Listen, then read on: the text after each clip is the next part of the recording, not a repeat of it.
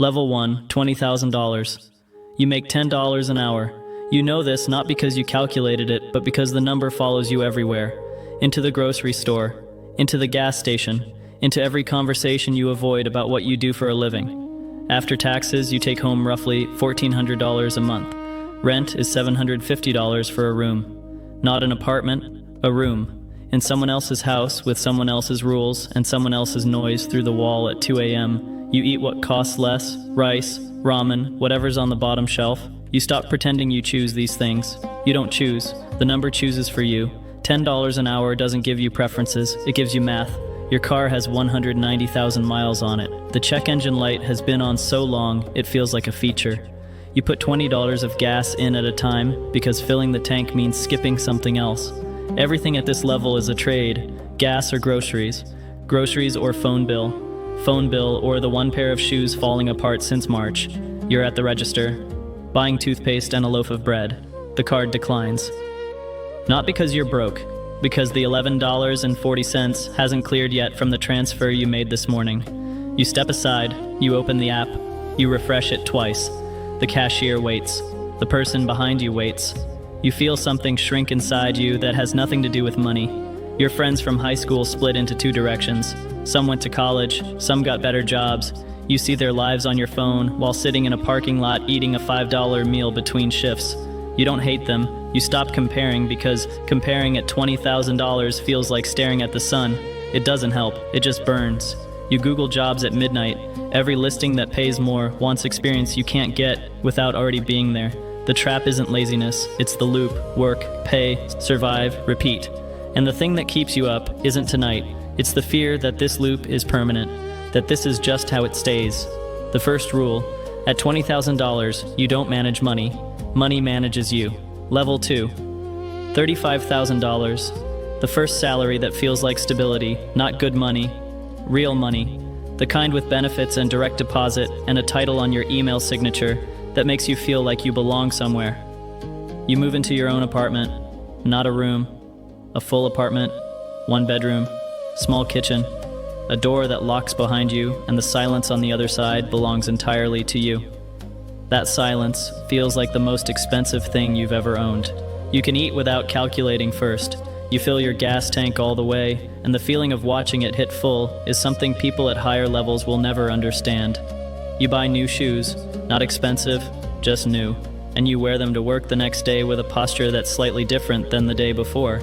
But $35,000 in a city that charges $1,200 for a 1-bedroom is still tight. You just don't feel the tightness every second anymore. It moved from your throat to your shoulders, still there, just quieter. The panic of $20,000 is gone, replaced by something duller, a low awareness that one bad month could pull you back. You start noticing things you couldn't see at $20,000. People around you earning more, not much more, just enough that their weekends look different, their apartments look different, their stress looks different. You're not jealous, you're just aware now. You check your account on Fridays, not panic, habit. The number is never exciting, but it's never terrifying either.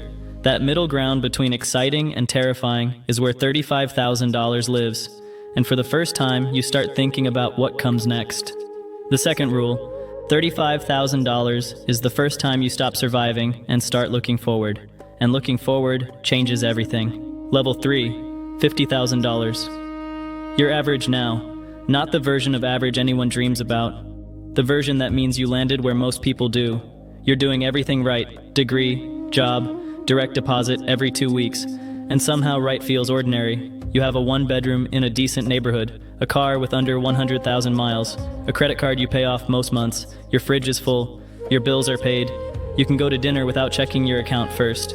That used to feel impossible. Now it feels normal, and normal is the problem. You run the numbers one night, $50,000 for the next 30 years, same raises, same trajectory. The number at the end is survivable, not exciting, survivable. You stare at that projection and feel something you didn't expect. Not fear, disappointment. The kind that doesn't crash into you. It seeps in slowly, like cold through a window you can't find. Your coworker makes $80,000. Same hours, different department. You found out by accident and now you can't unfind it. The gap between $50,000 and $80,000 isn't just $30,000, it's a different apartment, a different car, a different kind of freedom. You do the same work, the paycheck says otherwise. You start thinking about more, not greed. Awareness, the same awareness that showed up at $35,000, but sharper now. Because at $50,000 you can see both directions clearly. You see $20,000 behind you, and you're grateful. You see $100,000 ahead of you, and you're hungry. And sitting in the middle of that view is the most uncomfortable place on the entire scale. The third rule. $50,000 is the mirror. You see exactly where you are, and exactly where you're not. Level 4. $75,000. Something shifts. Not in your bank account, in your mornings. You wake up and money isn't the first thought. It's there, still present, but it's not leading anymore. For the first time in your life, you think about what you want before you think about what you can afford. You moved into a better apartment, not luxury, just space. A second bedroom you turned into an office. A kitchen where you actually cook. A neighborhood where you sleep through the night. The upgrade wasn't dramatic, but the feeling of walking into something you chose instead of something you settled for changes how you carry every single day. You book a flight without waiting for a sale. You buy groceries without checking the total. Small shifts that feel enormous to someone who remembers $20,000. You're not rich, but the math works now. Comfortably, quietly, without the constant negotiation that defined every level below this one. People start calling you successful. You don't correct them, but the word feels borrowed, like a jacket that fits but isn't yours. Because you know what $100,000 looks like from here, and $75,000 still feels like the waiting room. The gap between you and your old friends is showing now, not in arguments, in silences, in the things you stop mentioning because talking about your new apartment to someone still renting a room feels like a language they didn't ask to hear. You don't pull away, the altitude does it for you. The fourth rule. $75,000 is where money gets quiet, and in that quiet, you finally hear yourself. Level 5. $100,000, 6 figures, the number everyone chases. You thought crossing it would feel like arriving somewhere. It doesn't. It feels like walking through a door into a room bigger than you expected, with more doors you didn't know existed. Taxes take more than you imagined. $100,000 is really $72,000 after the government takes its cut. In New York or San Francisco, $100,000 is survival money dressed in a nice title. You're rich to your family, you're average to your coworker, you're broke compared to your neighbor. The number means everything and nothing depending on who's looking. You stop telling people what you make, not humility, protection. At $100,000, everyone has an opinion about your money. Family members call more often, friends pitch ideas, strangers on the internet tell you you're not really wealthy. Everyone suddenly knows what you should do with a number they've never held. The lifestyle didn't change the way you thought. Better apartment, better food, better clothes. But the jump from $75,000 to $100,000 doesn't feel like the jump from $20,000 to $35,000. That first jump changed your life. This one changed your options. And options without clarity is just a more comfortable version of being lost.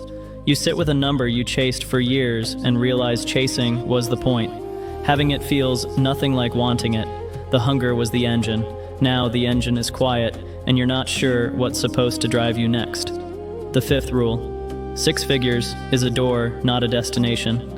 And what's on the other side is a question, not an answer. Level 6. $150,000. Life changes visibly, not dramatically, visibly. The apartment is nicer, the car is newer. The vacations are real, not just long weekends driving somewhere close. But the biggest change isn't material, it's social. You stop relating to conversations about money problems. Not because you don't care, because you forgot what it feels like. That forgetting creates distance you don't notice until someone reminds you. A friend asks to borrow money. The amount is small to you.